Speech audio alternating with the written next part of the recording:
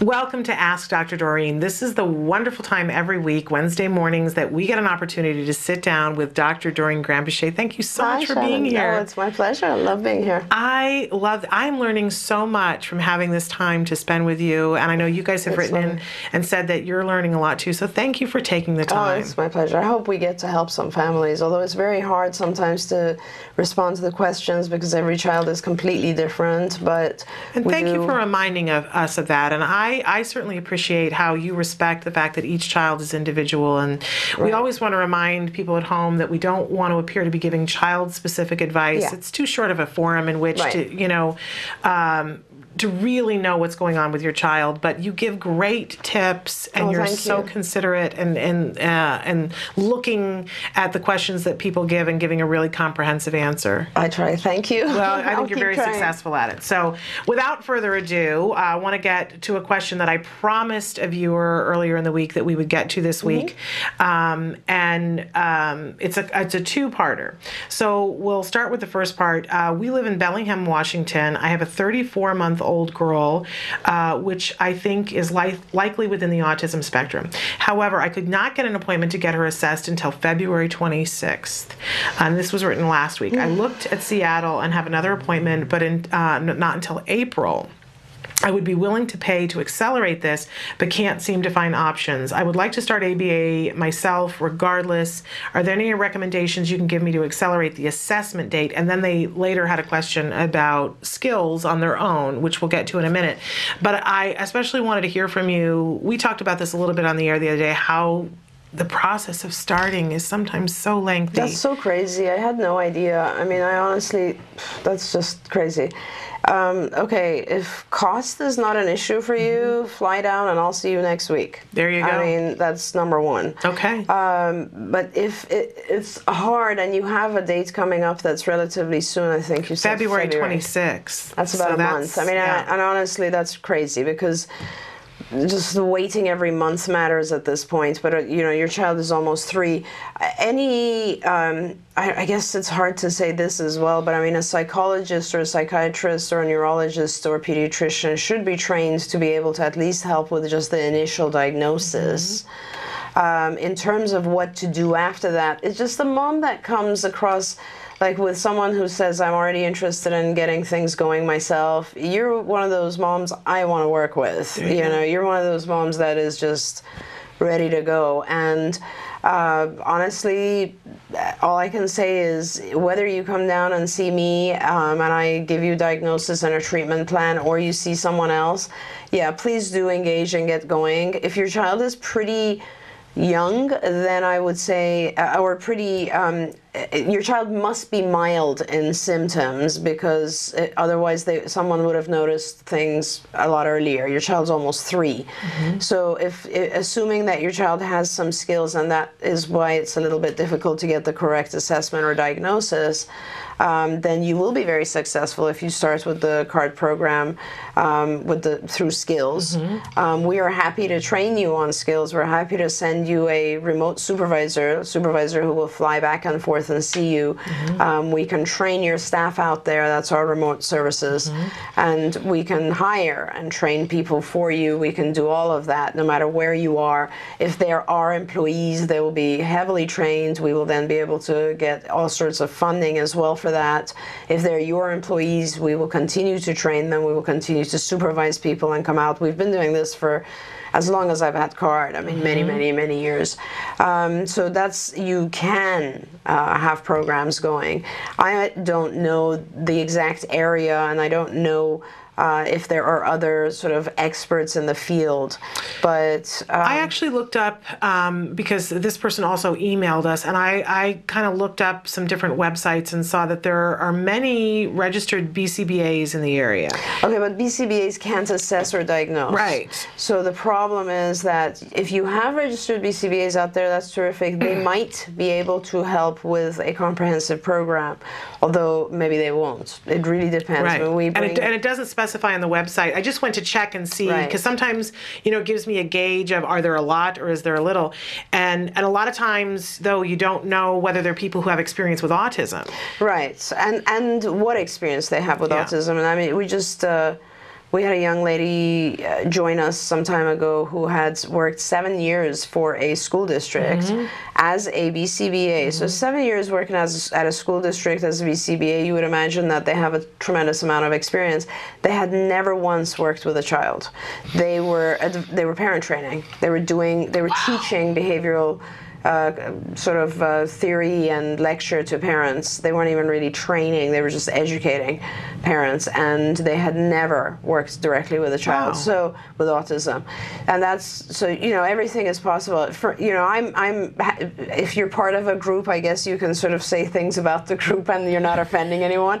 I'm a BCBA, but I'm also a licensed psychologist, and you can't, as a BCBA, you will not learn anything about autism specifically. I mean, the behavioral aspects and how to deal with autism behaviors, yes, of course, you will be exposed to that, maybe, depending on which college you go to. But you don't learn about the diagnosis, and you don't learn about how to assess using standardized measures or diagnostic tests. What you're looking for right now is more of a psychologist who is, let's say, somewhat familiar with autism, or a psychiatrist who is trained. Obviously, the easy way to find out is just look on various websites and see if they have expertise in administering certain tests like the ADOS or the ADAR. They are all tests for diagnosing autism. There are some questionnaires. In fact, maybe the easiest thing I could do is we could perhaps administer to you a questionnaire that would be able to help you identify whether or not, more like screening tools. If you'd like to contact our assessment center, Dr. Evelyn Garcia, who's in charge of our assessment center, will probably be able to help you. For instance, answering the questions on the PDDBI, behavior inventory, is easy to do. There are other questionnaires that are even online right now that you can just answer the questions, and it'll help score things for you. Okay, great. And then the other part of their question that they asked was about skills. I'm very interested in the skills assessment and platform, but before investing $1,000, I want to make sure that I'm making the right decision before committing to it. If my child is diagnosed within the autism spectrum, would I have access to funding to support me in this? Are there other options? And as I mentioned, we did talk about this a little bit on the show, and I wanted to talk to you about it because I want everybody to know that there is a free trial of skills. There's actually two different kinds. Right. If you want to give a credit card, you can have the full access to skills for 14 days, and on the 15th day it charges your credit card. There is something called Skills Lite, because a lot of people don't want to give a credit card. They want to be able to look at something, but you don't want to jump in with a credit card relationship. I understand that. And then you can do Skills Lite for 14 days with no credit card, where you don't have access to everything, but you have access to enough to get a feel for what it is. And I love skills, but I'm one of those savvy, thrifty moms that encourages everybody to look at stuff. Yeah. Look at it first and see. I think you're going to be thrilled once you see it. And we also talked about the idea that it isn't necessarily $1,000 thing. That it's a monthly, which And I think I'm not sure right now, but I think the monthly subscription for parents, individual parents, I think is $75 a month. I think so too. That's what it right is. For me. Yeah. So you could just get it after the free trial. If you don't feel that's long enough, you just do a 1 month subscription and see if you like it or if it's useful. Of course, from my perspective, it's the best thing out there, and I think that you should definitely do it. And it's worth 100 times $1,000. I mean, I don't know if you remember when we did the very first focus group with parents. A lot of the moms we asked them to. This was before we priced out skills. Right. And we asked for what do you think is the appropriate price for this, and it was more like $250 a month. Yes. And then we brought it down to $75 because I just wanted to make sure it's accessible for parents.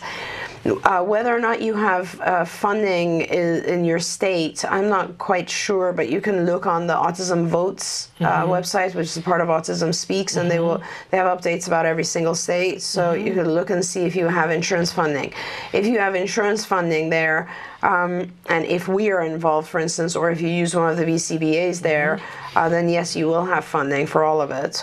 The other aspect is that, you know, what we're trying to do with ACT Today, for instance, our nonprofit, our foundation, is to help parents by funding skills for them for a year. So if you write into acttoday.org, that's where we will put your name on the list of people who apply for a skills contract, and we're funding, I think, half a year or a whole year of contracts for parents who are interested in that. Yeah, and it is really a fantastic thing. It really and I especially wanted to have you talk about the assessment because, I mean, I took the assessment and I actually took it twice because I took the beta of it first and then took when it was online, took the actual, and I have gained so much from having taken the time. I really consider it an investment in my child. Right. And I've gained so much from it. But I really wanted you to talk about, you know, from the other side of why it's so meaningful, because you guys did research on it as well. And oh my gosh, we've done so much on this. It's ridiculous. It's funny because one of our business analysts was saying to me that you guys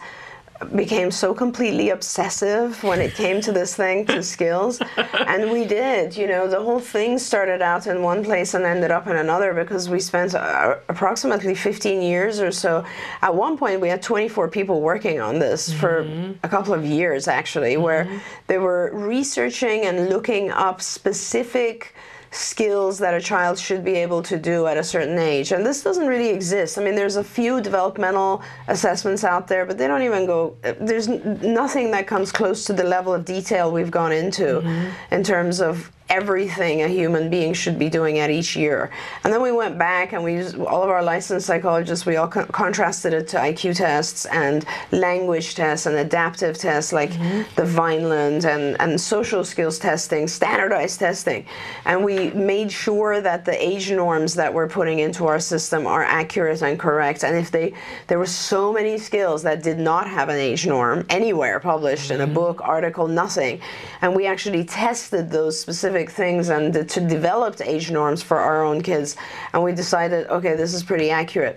Now, we went also to such a level of detail that we found it to be a little bit frustrating. In other words, there were just too many questions on each subject. So then we worked with programmers and made the whole thing much more intelligent, I guess, the program. So when you say no to a more difficult skill, it will automatically make the more basic parts of that skill that are required into no answers. So it helps you. So you're not actually answering something like 4,000 questions, you'll be answering fewer. And also, of course, depending on the age of your child, if your child is 8 and high functioning, you're going to end up to answer everything. Yeah. And that's going to be long, probably somewhere around, I've heard 20-25 hours to answer it, so a week. But the truth is, Shannon, first of all, that's how we work. We're extremely detail-oriented. We want to make sure there's nothing we're missing. And the second part of it is, it's true, when you answer that many questions, you come to see so many things that you didn't realize before. You were like, oh my gosh, my child really can't do this, that, and the other thing. Maybe that's why he has a problem with this other area. And you get to know your child better as you're answering this. And you realize how much needs to be taught. So then you don't hesitate to really argue for and fight for more intensive hours, because many years parents would say to me, I need to, what's coming? Like, okay, now he has labels and actions. Can he go to school? No. I mean, there's a million other things I have to teach him before he can generalize and use that language for conversation and communication. So there's a lot. And I also want to suggest to this parent to go on the IBT website, the Institute for Behavioral Training. I think it's iBehavioral Training or iBehavior. Yes, it's iBehavioraltraining.org. .org, I believe. We'll check that. Yeah. I think it's .com, but anyway, it's Institute for Behavioral Training. You can link it from CARD, the CARD website. There you'll find training modules for teachers, for parents. We're growing the parent section for paraprofessionals. So if you even end up hiring, let's say, high school students or college students, they can be trained using the IBT website. And those are, I think it's like $10 a module or something, very, very cheap.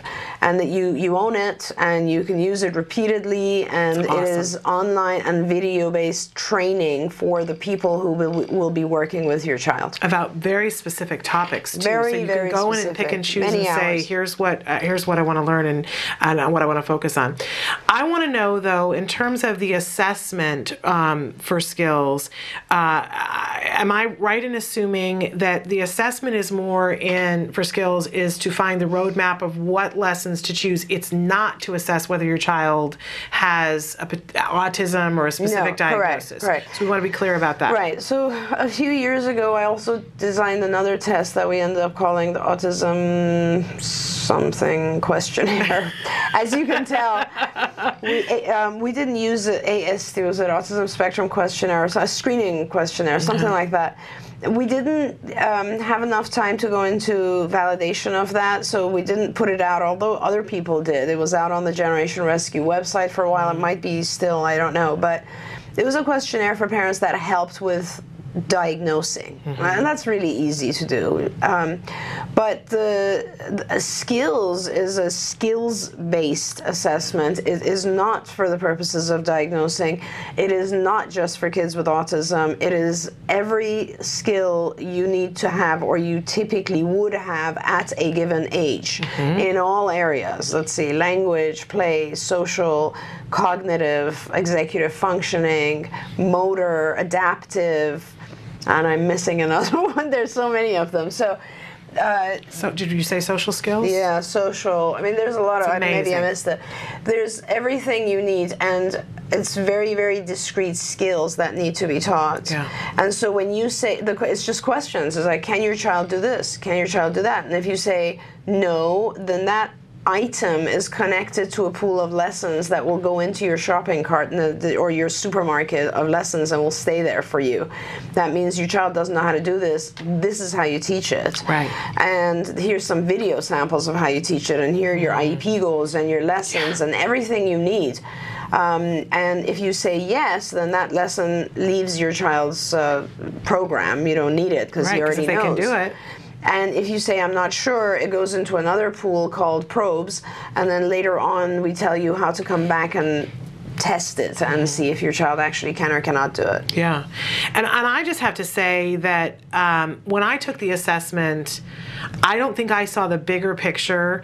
I did see it as an investment, that it was going to help me to know what lessons were appropriate for my child. And that was huge. That was enough for me to take the assessment. But what I have learned over the last year and a half is all the different ways that I can use that time, that investment.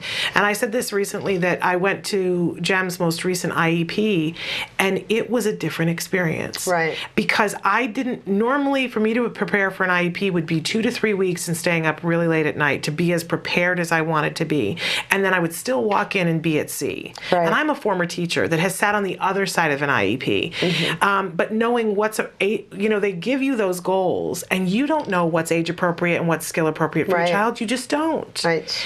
And yet skills empowered me to know exactly. So that when I went in for the first time, I took in 3 goals that I got completely generated by skills that I could choose from, right? So I had choices, but there were goals, and I went, wow, I really want him working on this year.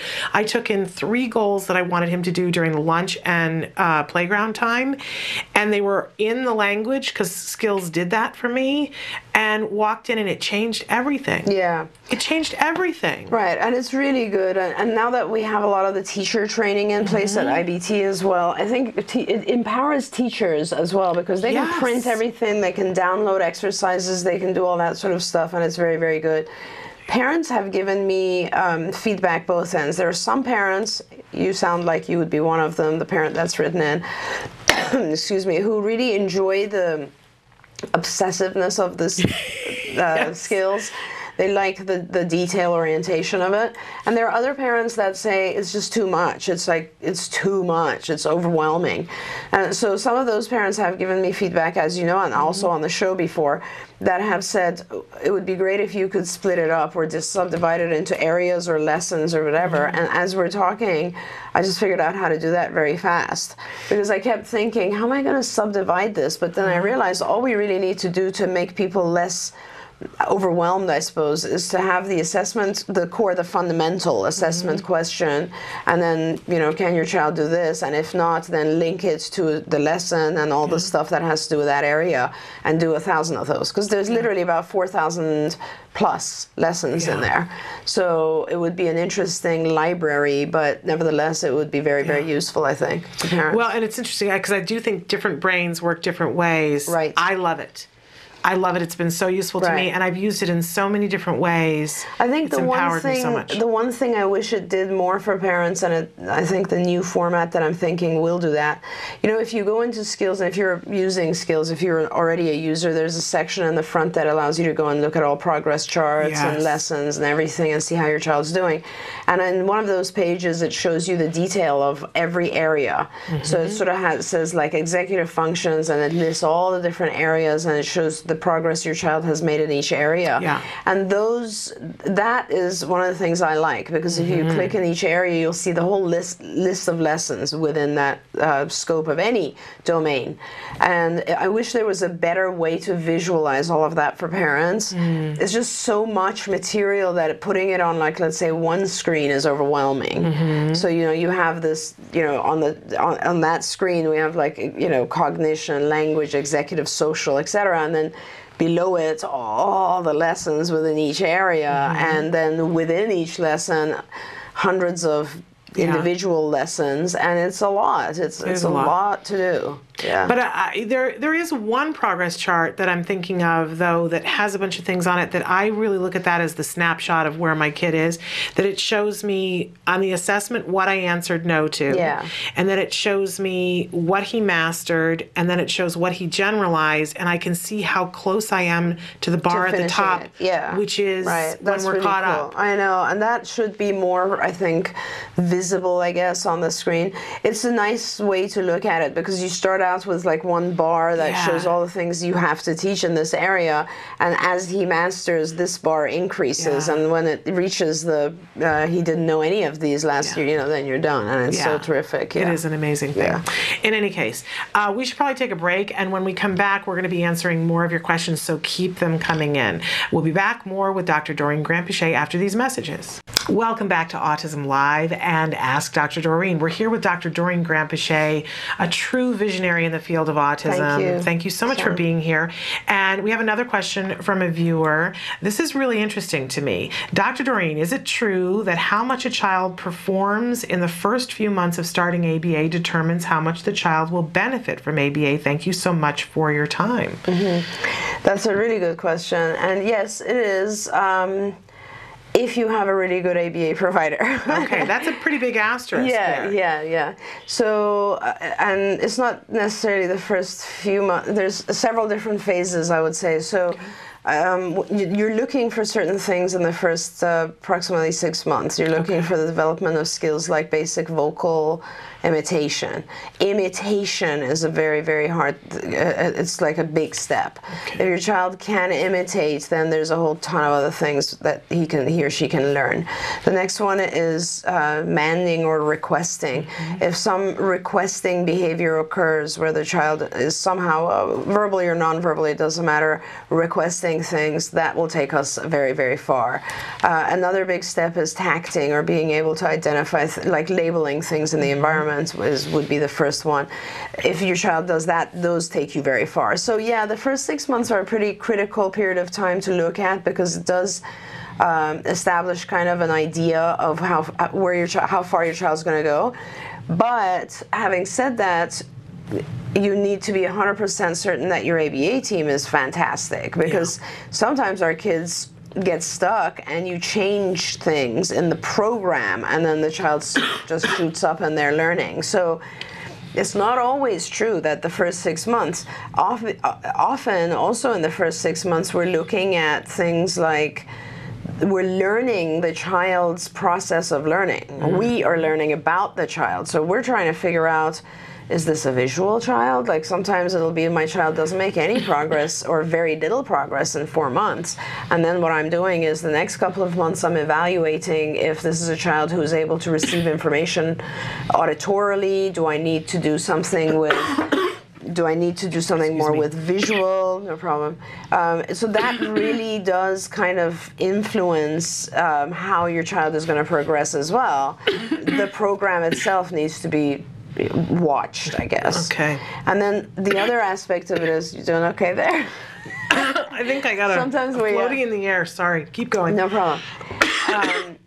Sometimes we also will have another phase, even if the child's doing really well and we figured out his modality, there's another phase that comes closer to age 5, I would say, which is determining whether or not the child can go into abstract concepts. So some of my kids will memorize things and do extremely well up to a certain point, but past that point it becomes hard for them because they have a very big difficulty with abstract concepts.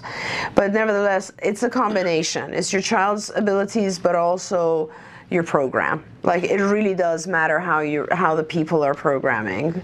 Okay. Yeah. We're going to take a short break while I stop coughing. And we'll be right back with Dr. Doreen Granpeesheh. Stick with us. Welcome back. Hopefully I have it under control. So sorry. In any case, so we were talking about children and getting a sort of gauge. Something I heard early on is the whole WH question. That what people had told me, of course I always had heard about the window. Somebody had told me that if my child didn't ask a WH question on his own by the time he was 5, that he probably wouldn't. I don't know if that's true. He did. It's not true that he probably wouldn't. Like anything else, you have to teach those concepts. That's not true. So kids can learn anything anytime. Absolutely. And things like that circulate and people build other ideas about it. Sure. But see, the WHs are sort of the very, very still basic entrance into abstract concepts. And so that's what I mean. At 5, there's a whole different phase of evaluation. It's kind of like, can I start teaching him now how to read facial expressions? Can I teach him sarcasm and intentionality and all these sort of things? And that's also why that's the normal age where these skills actually do develop. Like some of the social skills tests, some of the tests of pragmatic language, problem solving tests, standardized assessments don't even begin until age 5 or 6. So that's a different phase where we have to now, our child is packed with a lot of knowledge and we have to make sure that they can use that knowledge with all the social nuances and things that come around it, Okay. But again, most of the time, and I should say, there's another really, I guess there's 2 other really key factors. So again, going back to the original question was this whole thing about the first 6 months. It's not just that you have to have a good ABA program, but you also have to have a stabilized health condition. Like what if your child is still having other problems that you're not aware of? What if we find out 6 months into it that, he actually does have gastrointestinal issues or problems or pain or whatever. So medically has to be pretty stable. So that means dietary and all this sort of stuff. And then sensory has to be really identified. Again, going back to that, I can't stress that enough because I think our first 6 months is really getting to know each other type thing. And that's the period where you're identifying the strengths of the child and their weaknesses. This is a child who needs something visual in front of them all the time because either their auditory processing is not good or their memory is not good. And if you say things, they're gone. If you visually have something in front of you, it stays. So you have to make sure the ABA program's good. The medical side of things are stabilized. Sensory, you've identified all the child's sensory issues. And then I guess it would be fair to assess how the child's doing. And so many different variables. That's what I'm hearing. So many different variables. I take so many kids on, Shannon, as you know, from other agencies or who've had other programs, and then they come to me later. And I see the child and I'm like, oh, this is easy. It has nothing to do with a child's intelligence. It's like nobody figured out that he has sensory issues. Let's deal with that. Let's fix it. Let's teach him a way he can understand. Or this is easy. Nobody did enough hours, or the right frequency, or the right type of prompting, or the ABA side of things wasn't really done well. Or he's missing 300 other skills that are precursors to the one they're trying to teach him, and let's go back and teach some of those. I mean, or he's just ill, and I need to fix his medications first. I need to get him off of all of these various drugs, or I need to put him on a diet. I need to stabilize things. How can you really teach a child who's ill? So it's a billion other things you have to fix at the same time as having really good therapy. But this is where I go back to, and I say it a lot now, and I'll continue to say it a lot, that you really are a visionary. And that I do think that part of it is your wealth of experience that you've had over decades, but I also think that you have a particular gift. I don't know. But you are able to see a child as, you see each child as an individual. I've seen that, and I have so many other parents that report that and say, my goodness, she's amazing because she really saw my individual child. Get your child, yeah, understand it's something that happens, and I've seen you do this. I've seen the look in your eye, and you get it. Yeah, I think it's, I don't know that it's a gift. I think it's just a lot of years, a lot of experience. I really connect with my kids, like right off the bat, from the very beginning. I really understand. Or I try to, and sometimes it takes me a little while, but I try to see things from their perspective. I try to get into their shell and understand things, and it helps a lot. I mean, a lot of times I see my kids and I'm like, he's really doing great, but he's really not feeling very good about himself. And we got to back off and let's teach him a skill, like something he's really good at. Let's reward him. Or like he's feeling really anxious. What in his environment is causing this, you know? So those are just, we take all that for granted, from an ABA perspective. Maybe it's because I'm a behaviorist and a psychologist. I don't know, but you see, it's a whole human being. Yeah. You can't say this is a black box and I'm just going to reward and punish what I don't want or don't want. It's a whole human being, and there's 100 factors that are involved in how this human being is learning.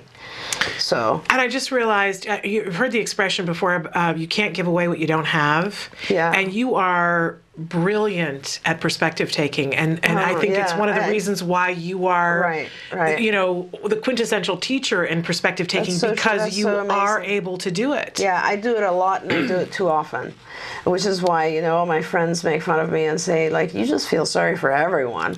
And not that I feel sorry for them, but I have a very hard time judging anything, because when you understand the other person, everybody is who they are as a result of a number of experiences in life, and when you keep that in consideration, it's very hard to look at someone and say they're just bad. I don't really see anything as being bad. I just see it as being a result of what happens to us. So, and that is that has to do with being able to take someone else's perspective really a lot. You're very good at it. Sometimes it's a little excessive, but who better to teach it to our children? Which is an amazing thing. You have that ability, and so you're such a great teacher for that. No, thank you, because I benefit from that every day. I got a great question here for you. Do you feel an iPad would benefit my 6-year-old grandson who is nonverbal? I strongly believe it would help him. His paras and teachers at school feel it would delay his speech even more.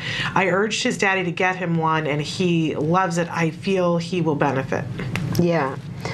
So this person is in New York, I guess, because they're referring to therapists as paras. Paras, yes. Yeah, possibly in New York. There's a few states that refer to therapists as paras. Yes, he will benefit from an iPad. A lot of people say things like, I'm afraid it'll delay speech, or even when we were using, before the time of iPads, when we were using devices, augmentative devices, or even before that, we were just using icons, PECs. This is all based on the same stuff. It's like using visual communication systems. A lot of people were worried that it would delay language. It doesn't delay language. It actually promotes language. And it's like if someone is hearing impaired and they can, however, produce some words and they know sign, they will produce words when they know other people are not understanding the sign.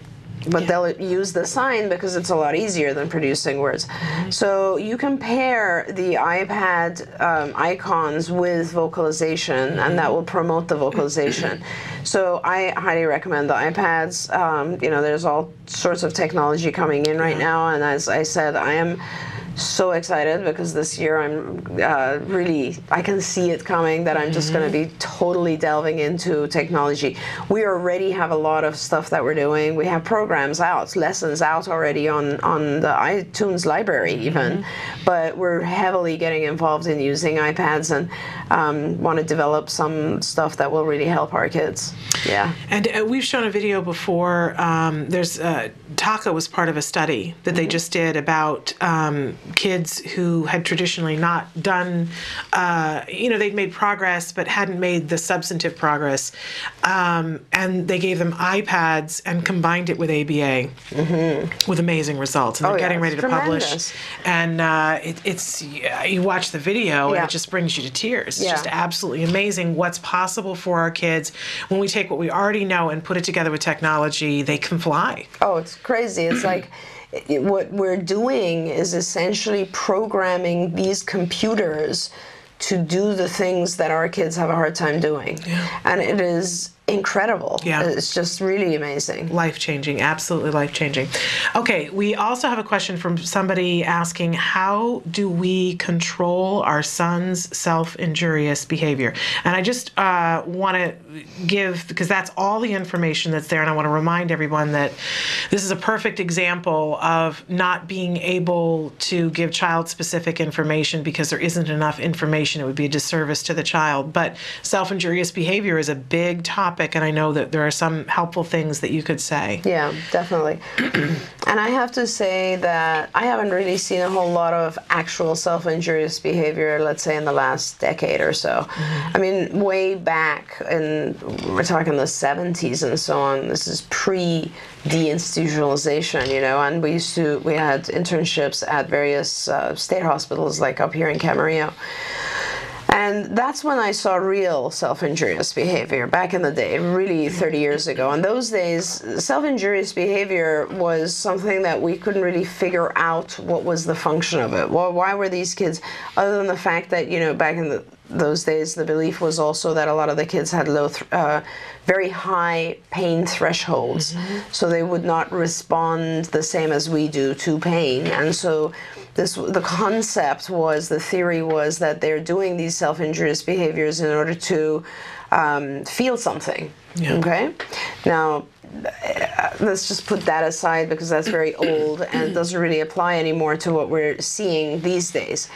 When I see kids who hurt themselves, people refer to that as self-injurious behavior.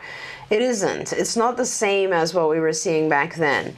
It is self-injurious, it's self-aggressive, but it always has a function, or most often it has a function, and usually the function is to freak you out. That's usually the function. And the reason I say that, just so, in such lay terms, is because that really is what it is. The child is doing this to get you to back off. The child is doing this to tell you they're not happy about something.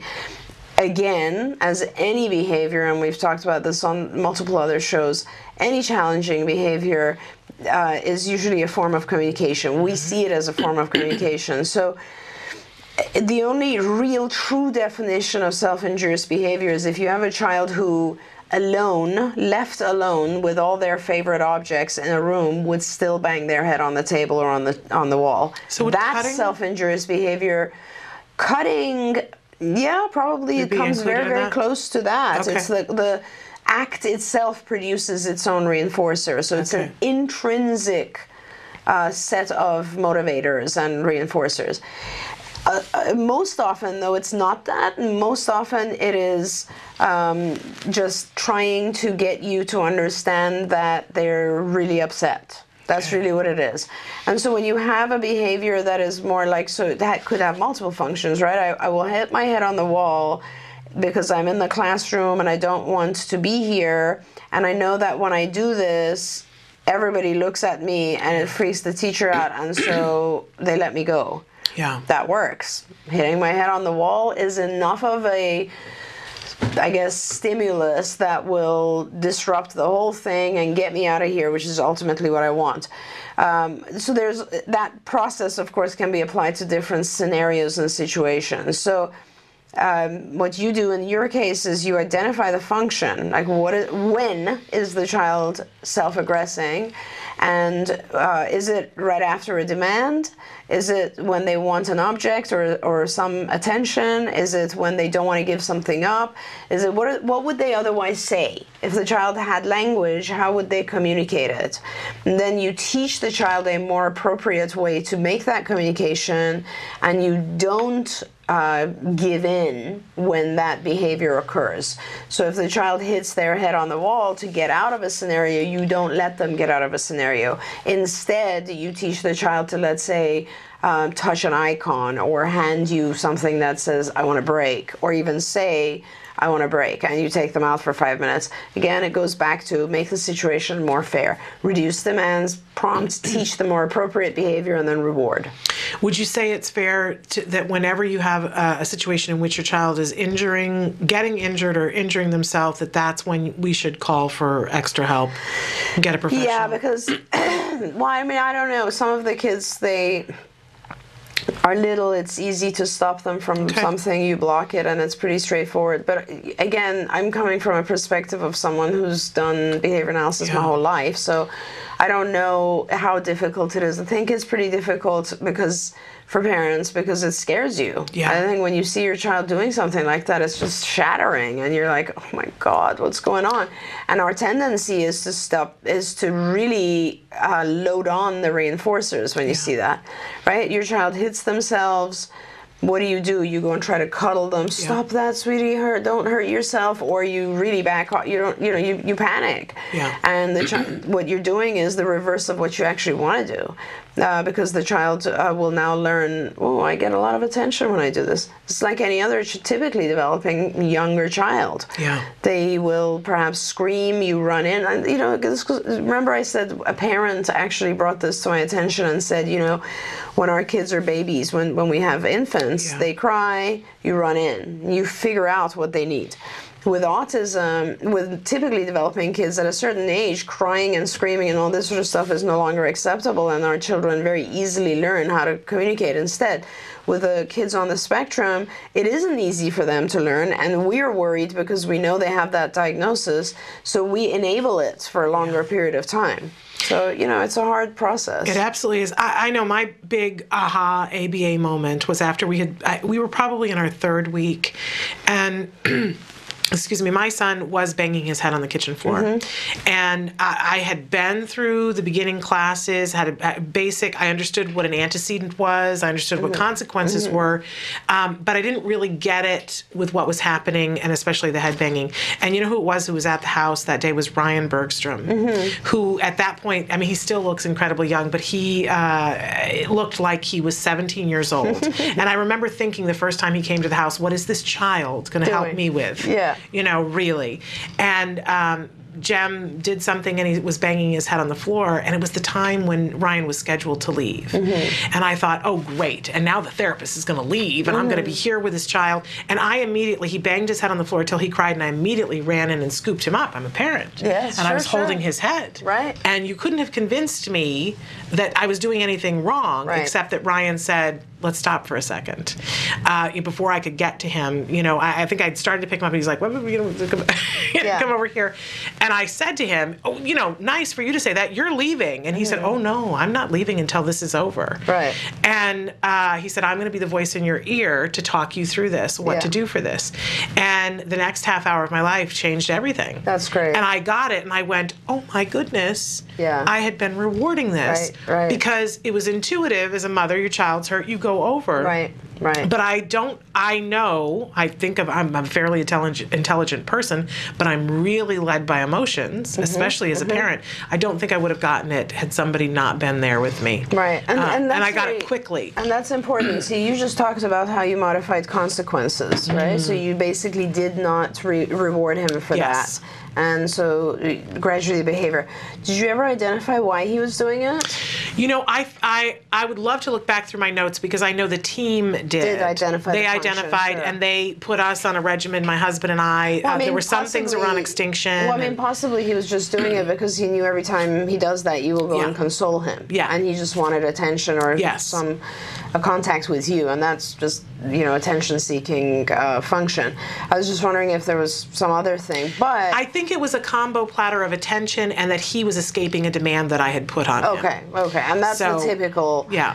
Now, as you started to say that, I've had kids who hit their head somewhere and they have a headache and they can't vocalize it. Yeah. So that's another thing. Like, you just really do need to see the child as a whole and identify all of those things. Yeah, absolutely. Okay, well, I think we have time for one last question, and this is a really interesting one about regression. Is regression normal? My son seems to cycle through periods of growth and regression.